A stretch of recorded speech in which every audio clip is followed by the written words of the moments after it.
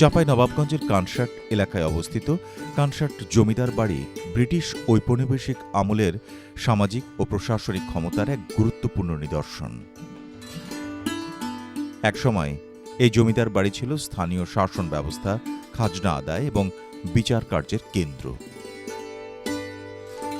বিশাল আয়তনের প্রাঙ্গণ, উঁচু দালান, খিলানযুক্ত দরজা, প্রশস্ত বারান্দা এবং চারপাশে পুকুর ও বাগান, সব মিলিয়ে জমিদারি জীবনের আভিজাত্য স্পষ্টভাবে ফুটে ওঠে। গ্রামের সাধারণ মানুষ যেমন এখানে বিচার চাইতে আসত, তেমনি উৎসব ও আনন্দ আয়োজনেও জমিদার বাড়ি ছিল কেন্দ্রবিন্দু। অনেক অংশই ভগ্নপ্রায় হলেও এর দেয়াল, দরজা আর স্থাপত্যে লুকিয়ে আছে একসময়কার প্রভাবশালী সমাজ ব্যবস্থার গল্প। এটা আমাদের চাঁপাইনবাবগঞ্জ শিখগঞ্জ থানার কানসাটে উপস্থিত। এটা জমিদার নামে পরিচিত। এটা আমাদের প্রধান মালিক ছিল বগুড়া থেকে, এখানে আমাদের স্থানান্তর হয়ে কানসাটে বসবাস করে সুকান্ত রয় চৌধুরী। তিনি যখন ভারত ভাগ হয় তখন তিনি ভারতে বসবাস করেন।